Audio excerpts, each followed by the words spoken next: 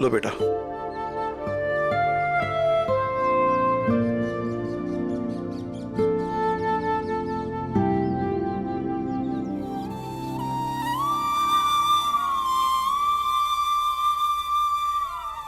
तुम सब लोग चाय पी लो, मैं भीम को दूध देकर आता हूं।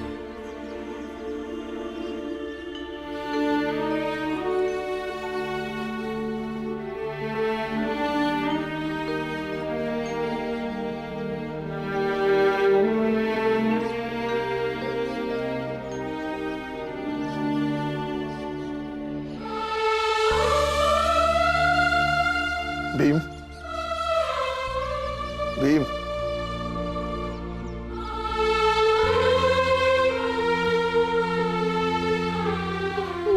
बाबा रात में ऐसी याद आ रही थी इसलिए निकाल। रहने दो।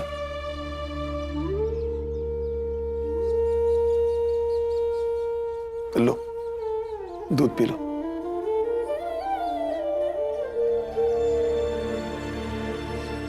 अच्छा एक बात बताओ, अभी अब तक तुम्हारी आई तुम्हें दूध बना कर देती थी और कुछ दिनों से मैं तुम्हें दूध बना कर दे रहा हूं, दोनों में क्या फर्क है? आप कम दूध देते और आई ज्यादा दूध देती थी, बस। क्योंकि मेरे चाय में ज्यादा दूध लग रहा है।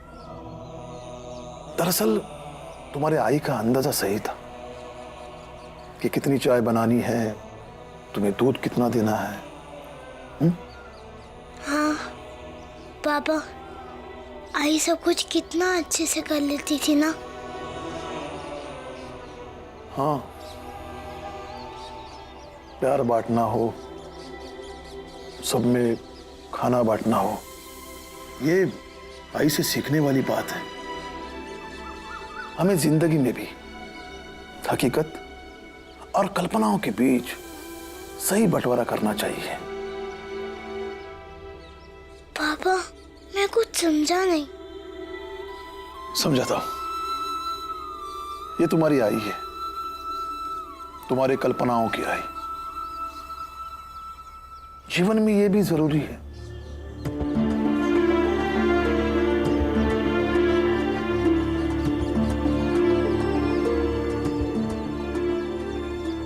और ये तुम्हारी आई नहीं है, ये भी जीवन में जरूरी है।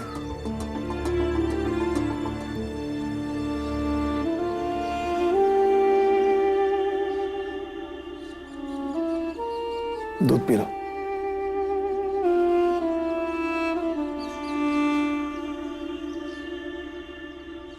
राम जी को दूसरी शादी करने दो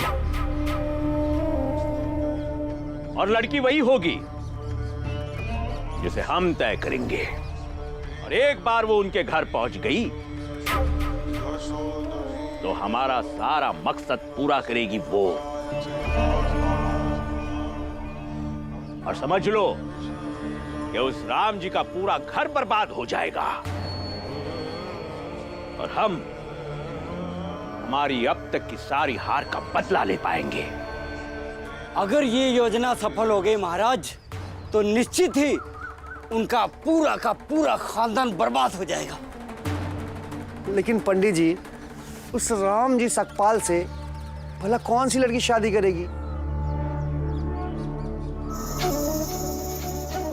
खरीद तो उसे ही सकते हैं जो बिकाऊ हो, और कीमत सही दो तो हमारी पसंद के मुताबिक उस राम जी की दूसरी पत्नी और उस भीमराव की दूसरी आई मिल ही जाएगी कहीं ना कहीं।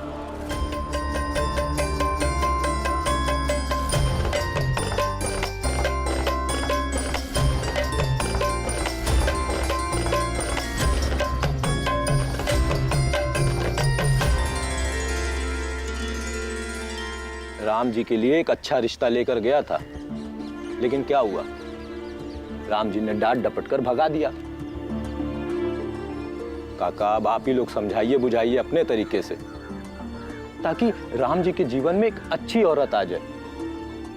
जिससे उसका, भीमराव का, पूरे परिवार का अच्छा हो जाए। बात तो ठीक है।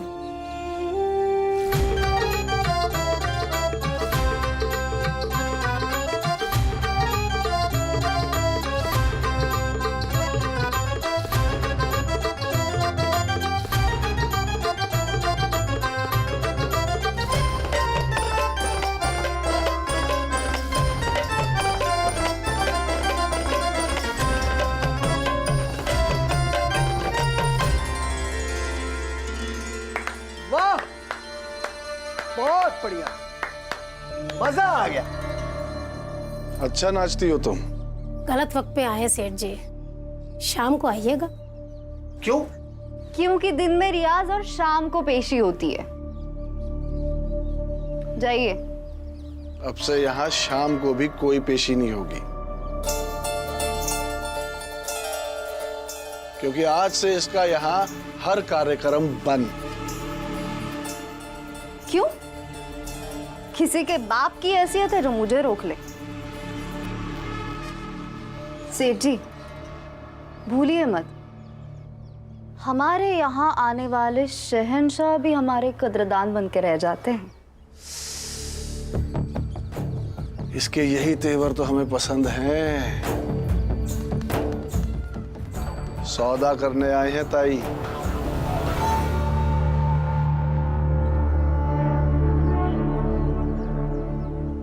मंगेश,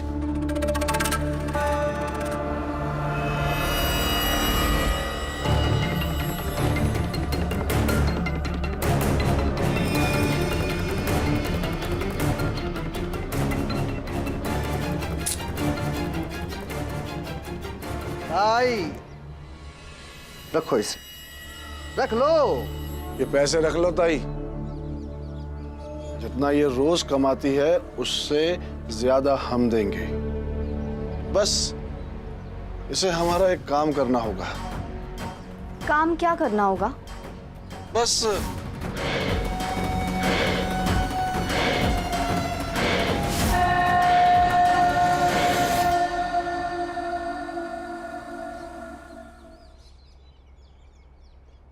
खा ले बेटा। नहीं खाना मुझे, समझ नहीं आ रहा आपको? खा ले ना बेटा, गुस्सा करने से क्या मिलेगा? खाने देंगे अब तब ना खाऊंगा।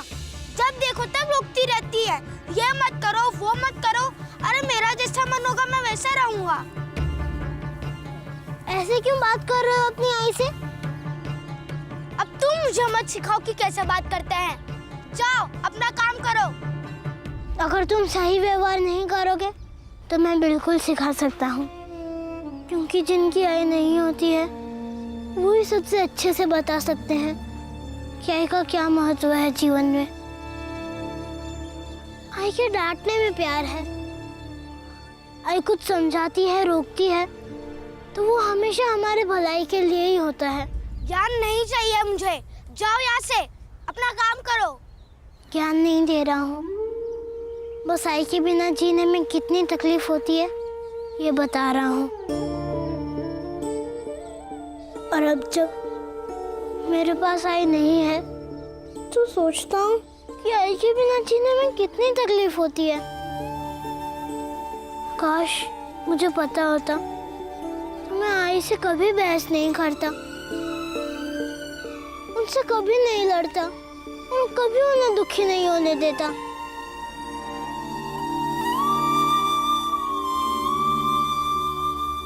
भीम, भीम,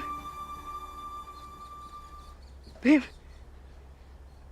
विद्यालय में फिर से बारात रुकी है तो हमारी छुट्टी है। चल घर चलते हैं। चलिए। और अगर गुस्सा है तो सोचना कि आई नहीं रहेगी तो तुम कैसे रहोगे, तो गुस्सा चला जाएगा।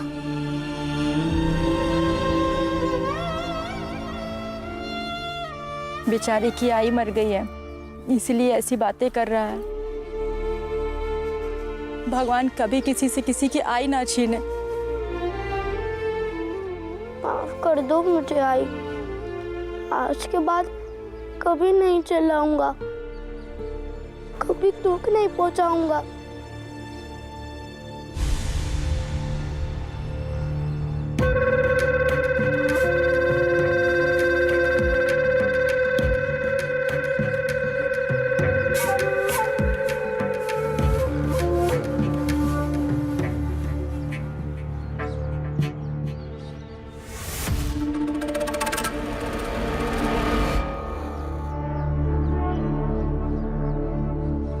राम जी यहीं काम करता है, यहीं से तुम अपना काम शुरू करो। बस पैसे का हिसाब याद रखना सेठ जी। चंपा, तू पैसे की चिंता मत कर, वो तुझे मिल जाएंगे। तू बस काम पे ध्यान दे।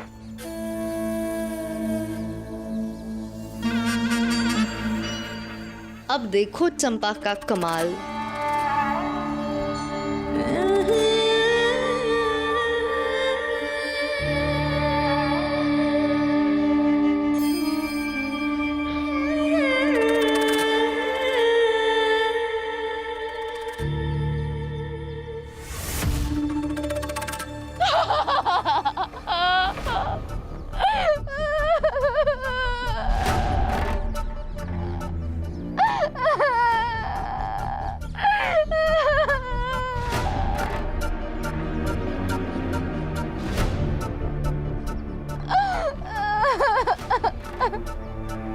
क्या हुआ?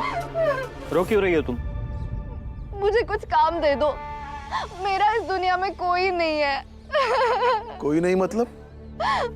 मेरे माँ बाप बचपन में ही मर गए।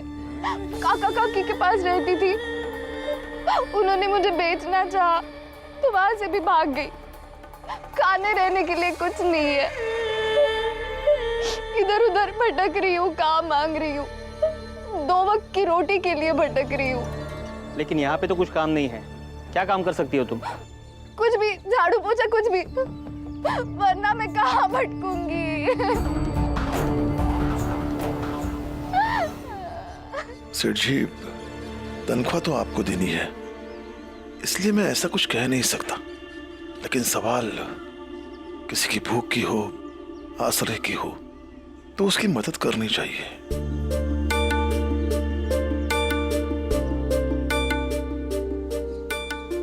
ठीक है राम जी, आज से तुम्हारा काम ये महिला करेगी। तुम झाड़ू पोछे का काम कर लेना। शुक्रिया सेठ जी,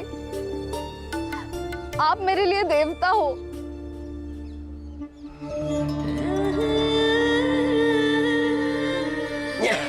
ये बात सेठ जी, आधा काम तो हो गया और आधा काम ये चंपा कर देगी। एक बार काम हो जाए तो जो भीमराव जिस परिवार के दम पे शेर बनता था ना, वो परिवार ही टूट के बिखर जाएगा। चलिए सेठ जी। शुक्रिया की कोई बात नहीं, आप अपना काम मन से कीजिए, सब ठीक हो जाएगा। राम जी, आज से तुम हिसाब किताब का काम करोगे। तुम्हें पहचानने में मुझसे गलती हो गई। तुम पे विश्वास नहीं रखूंगा तो किस पे रखूंगा? जो अपने से ज्यादा दूसरों के दुख और परेशानियों की चिंता करता है।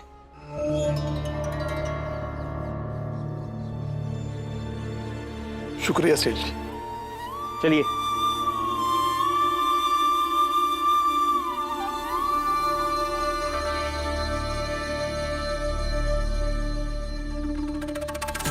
सेठ सही बोल रहा है कि तुम्हें अपने से ज्यादा दूसरों के दुख और परेशानियों की चिंता होती है। मैं भी अपना काम बहुत मन से करती हूँ, क्योंकि बदले में पैसे मिलते हैं।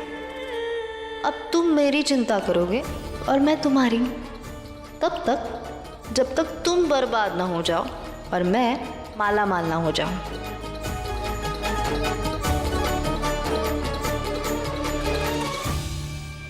महाराज, चंपा काम पे लग गई और हो सकता है वो राम जी को शीशे में भी उतार ले। लेकिन महाराज, उन बच्चों का क्या करें? कहीं ऐसा ना हो कि चंपा राम जी को अपने वश में कर ले और उधर वो बच्चे चंपा को आई मानने से इनकार कर दें, क्योंकि हर वक्त तो वो अपनी आई की याद में रहते हैं। फिर उन बच्चों के मन से उनकी आई की याद को बाहर निकालो। महाराज, गांव वाले और तांत्रिक के साथ हम जो उनके लिए मुसीबतें बनाना चाहते थे वो बन नहीं पाई। तो उनकी मुसीबतें बड़ी करो। महाराज, मैं कुछ समझा नहीं। भूत पैदा करो। भीमाबाई के नाम का भूत, और फिर उसे परेशान करने दो लोगों को।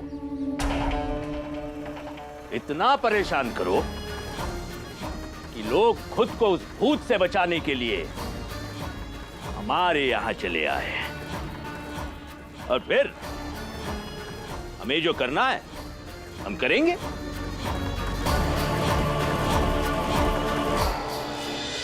लेकिन उसके पहले उस भीमाबाई के भूत को गांव की चारों तरफ घूमते टहलते लोगों को देखने दो, ताकि राम जी के परिवार वालों को भी ये लगे कि भीमाबाई की आत्मा को शांति मिलनी चाहिए। वाह वाह महाराज वाह। तुम लोग जल्दी जल्दी काम खत्म करो। मैं तुलसा, ये कैसे काट रही है? ऐसे काटेगी तो जिंदगी भर काटती रह जाएगी। दिखा, अब आई नहीं है हर चीज समझाने के लिए। देख, मैं बताती हूँ। इसको ऐसे काटना है, ठीक है? ऐसे। मंजुला, ये कैसे मसाला पीस रही है? आधा मसाला तो नीचे गिर रहा है। सलीके से मसाला पीसना सीख ले। रुक, देख, ऐसे, समझी? ऐसे, ठीक है? अरे पुरंजन काका, आप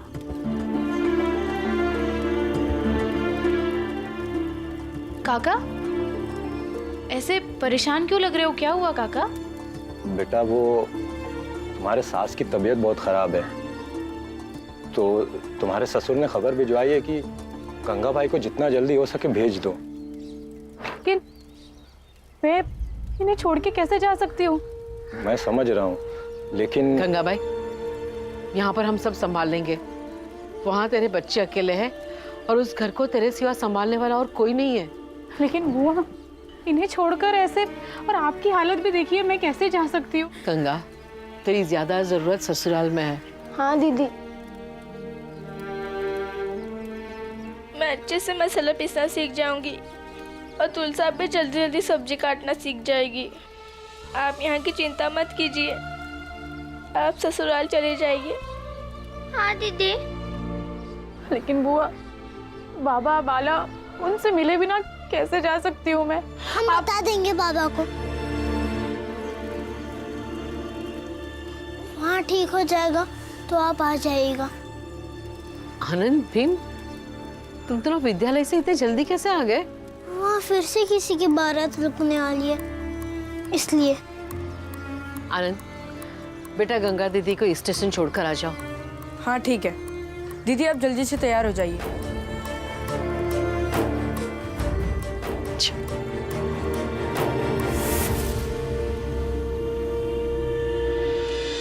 अब जैसा समझाया है वैसा ही करना, किसी की पकड़ में मत आ जाना, और अब पूरे के पूरे गांव को डरा दो। उन लोगों को इतना नुकसान पहुंचाओ, इतना नुकसान पहुंचाओ कि वो लोग त्रस्त हो जाए। जी सेठ जी। ठीक है, अब चलो निकलो। जी।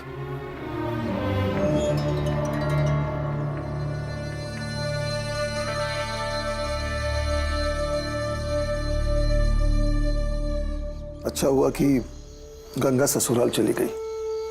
बाबा, गंगा दीदी जाते जाते भी बस यही कहते रही कि वो जल्दी ही लौट कर आएंगी। नहीं, वो अपना ससुराल संभाले, मैं यहाँ का देख लूंगा। बस तुम लोग मेरी थोड़ी थोड़ी मदद कर दोगे तो मैं घर का सारा काम कर लूंगा। भैया, मैं भी बहुत गलत समय पर घायल हो गई। अगर मैं पूरी तरह ठीक होती तो मैं किसी को कुछ भी नहीं करने देती। मीरा, जब तक तुम पूरी तरह से ठीक नहीं हो जाती तब तक आराम करो।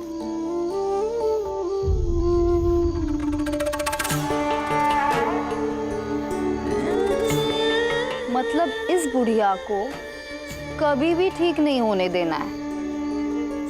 हाँ, अगर ठीक हो गई तो फिर से टांग तोड़ दूंगी।